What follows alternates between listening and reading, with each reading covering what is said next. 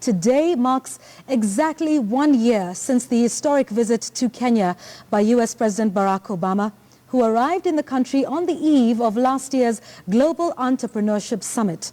Tonight, KTN News' Murimi Mwangi interrogates what Kenya has to show for the historic visit and the GES Summit in Nairobi 1 year on.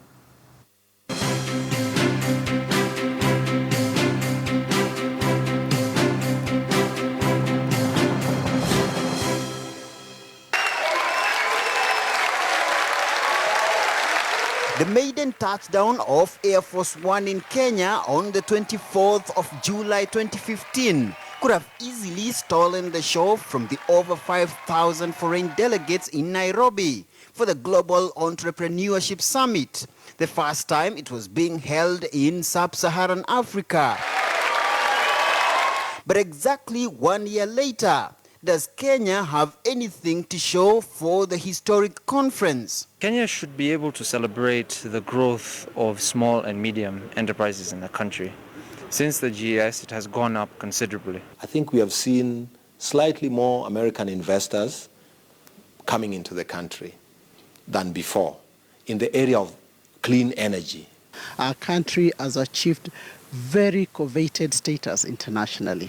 Now, internationally, everyone understands that if Kenya is leading in the prosecution of a certain item, it shall be delivered. U.S. President Barack Obama's attendance of the summit was widely viewed in the diplomatic world as the great inducement for increased Western investment in Kenya. We really need to push for policies to pursue FDI as opposed to portfolio investment. The Ministry of Industrialization has taken some initiatives to talk to SMEs, small and micro enterprises, to be able to prepare them to be able to trade with the US. But despite the delegates at the summit reaching a consensus to facilitate the full implementation of the Africa Growth Opportunity Act, AGOA, a U.S. legislation that grants 39 sub-Saharan African countries duty-free access for over 6,000 African products, Kenyan businessmen are yet to enjoy the goodie due to existing bottlenecks that are yet to be fully eliminated. We have not been export ready as a country. We need to have our mama mboga down there be able to know, how do I export finally to the American market my vegetables?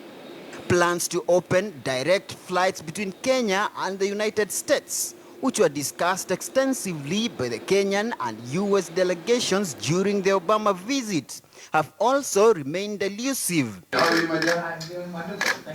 But U.S. Assistant Secretary of State for African Affairs Linda Thomas-Greenfield assured Kenyans last week that a clearance of Kenya Airways to fly directly to the United States is almost complete and that direct flights could take off by the end of the year.